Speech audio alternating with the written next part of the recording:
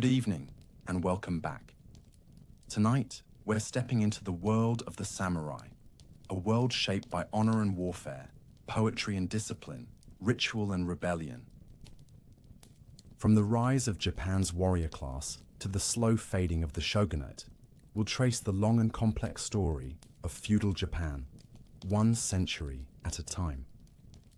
As always, I'd love to know, where in the world are you listening from? And what time is it for you? Whether you're winding down from a busy day or drifting off under a quiet sky, this is your time to settle in, let go, and just listen. This is a story carved across 1,000 years of history, and tonight, it's all yours. In the 9th century, the world of the Japanese court glittered with ceremonial splendor. Kyoto, the imperial capital nestled between mountain ranges, was a city of poets, courtiers, and priests, a place where every gesture and word was weighed with elegance. The aristocracy of the Heian period lived lives suspended in an amber of etiquette and verse. Their days passed in the composition of poetry, the recitation of lineage, the rustling of silk robes along lacquered corridors.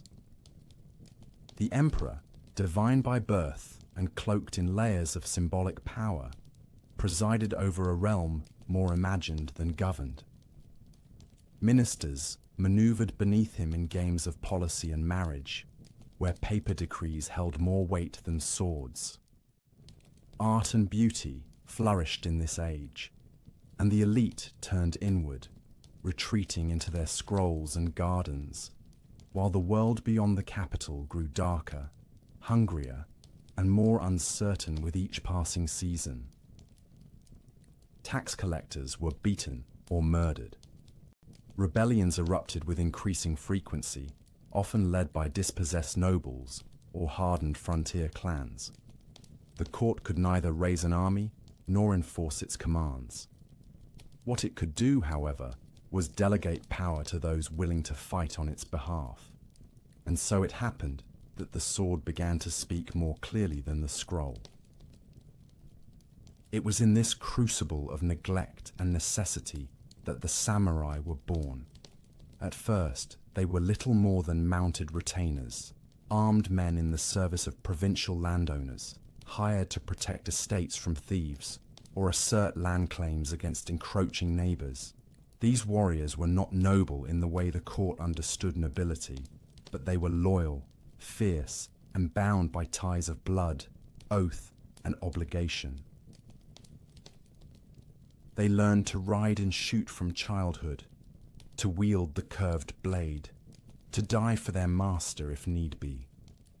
They lived austere lives, far removed from the perfumed intrigues of Kyoto. They trained in the hills and forests, fought in skirmishes no court scribe would ever record, and built reputations not on poetry, but on the clean swiftness of their blades. In time, they would call themselves saburo, those who serve. By the 10th century, the word samurai had begun to take shape not just as a title, but as an identity. Entire clans rose to prominence, defined by their martial prowess and unwavering loyalty to their liege.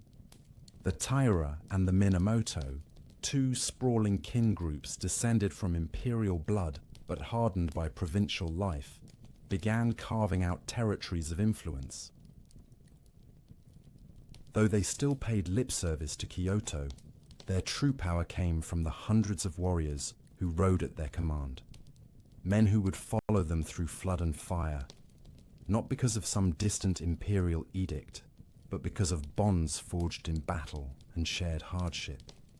These clans did not yet seek to overthrow the court, but they were already replacing it in the hearts and minds of the people they ruled. The samurai of these early days were not yet the paragons of refined Bushido idealism they would later become.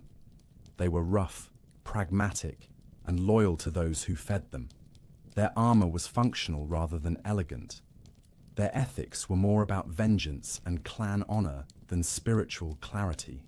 Yet something old and potent stirred within their ranks, a hunger for recognition, for legitimacy, for a place in the great tapestry of history.